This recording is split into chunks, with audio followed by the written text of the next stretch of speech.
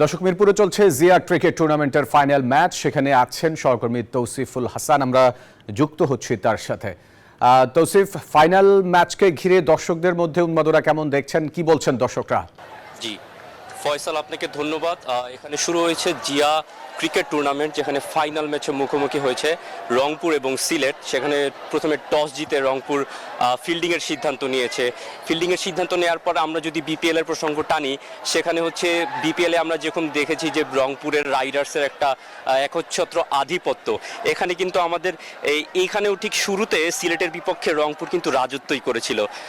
শুরুতে রংপুরের বোলাররা রীতিমতো চেপে ধরেছে সিলেটের ব্যাটসম্যানদের উপরে, একের পর এক উইকেট হারিয়ে সিলেটের ব্যাটসম্যানরা বিপাকে পড়েছে।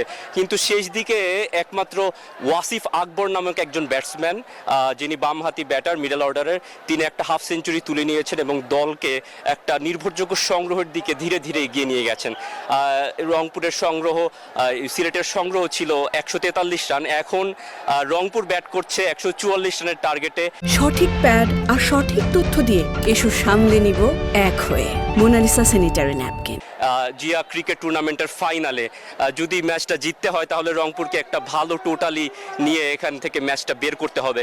আর রংপুরের ক্ষেত্রে একটা উল্লেখযোগ্য বোলারকে আমরা দেখেছি বল করতে, যিনি ঠিক রীতিমতো আলিস ইসলামের মতো মিস্ট্রি স্পিনার, যার স্পিনের ঘূর্ণনে সিলেটের ব্যাটসম্যানরা প্রায় কুপকাত হয়ে গিয়েছিল।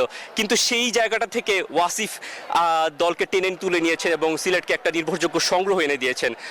জিএ ক্রিকেট টুর্নামেন্ট ঘিরে দর্শকদের উন্মাদনা প্রায় অনেক বেশি ছিল। বিকাল থেকে একেবারে মিরপুরের আশেপাশ থেকে, ঢাকার আশপাশ থেকে বিএনপি এবং ক্রিকেট ভক্তরা, বিএনপির যে সমর্থক গোষ্ঠী, তারাও এসেছেন।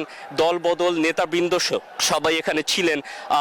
এরপর জাতীয় সঙ্গীত গাওয়ার সময় সেখানে উপস্থিত ছিলেন 2002 সালের সাফ জয়ী গোলকিপার আমিনুল ইসলাম, যিনি বিএনপির একজন সম্ভ্রান্ত নেতাও বটে। তিনিও জানিয়েছেন যে এই ক্রিকেট টুর্নামেন্টটা আয়োজন করা হয়েছে যেন তৃণমূলের সাথে বাংলাদেশের ক্রিকেটকে একটা সংযোগ এনে দিতে। এই ছিল আমার কাছে মিরপুর থেকে সর্বশেষ। ফয়সাল। তৌসিফ, আপনাকে ধন্যবাদ আমাদের সাথে যুক্ত হবার জন্য।